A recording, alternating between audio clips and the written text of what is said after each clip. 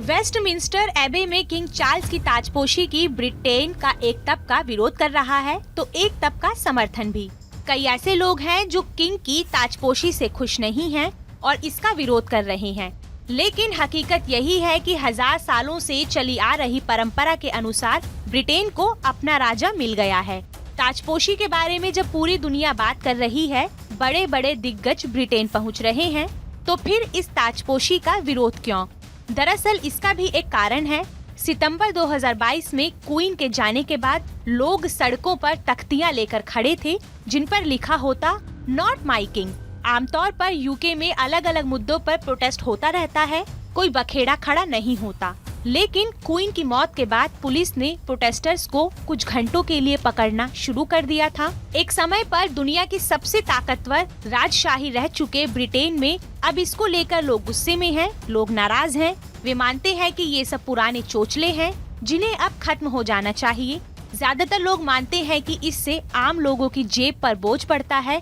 बता दें कि रॉयल फैमिली के राज्याभिषेक या निधन जैसे मौकों पर भारी भरकम खर्च होता है। ये खर्च ब्रिटिश सरकार उठाती है, मतलब टैक्स पेयर से पैसे वसूले जाते हैं। नॉट माई किंग प्रोटेस्ट में शामिल कुछ विरोधी ये भी कहते हैं कि राजशाही के दौर में यूके ने जितने देशों और लोगों को परेशान किया, रॉयल फैमिली उन सब की याद दिलाती है, इसलिए ये ओहदा खत्म हो जाना चाहिए।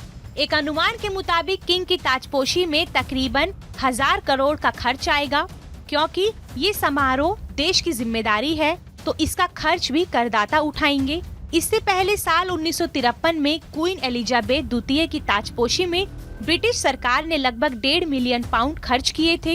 ये आज के हिसाब से 50 मिलियन पाउंड के करीब है, यानी 525 करोड़ रुपए। देश में इस समय महंगाई उछाल पर है, लोग खाने के लिए चैरिटी संस्थाओं के भरोसे हैं।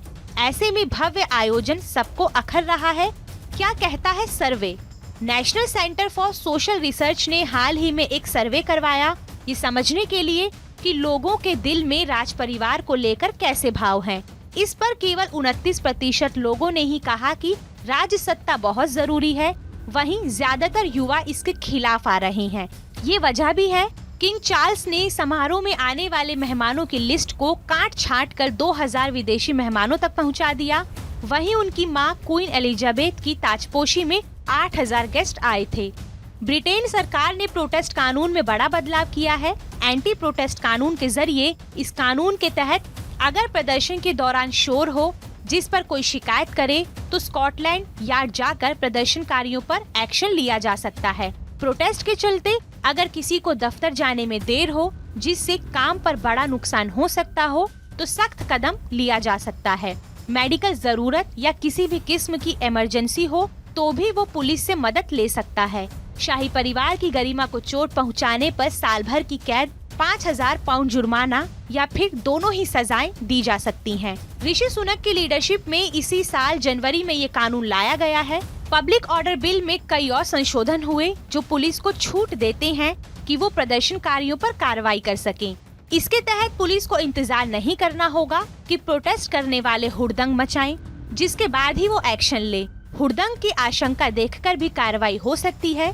पीएम सुनक ने नए संशोधन पर कहा कि लोकतंत्र प्रोटेस्ट का हक देता है, लेकिन ये एब्सोल्यूट नहीं, इसमें एक संतुलन होना चाहिए।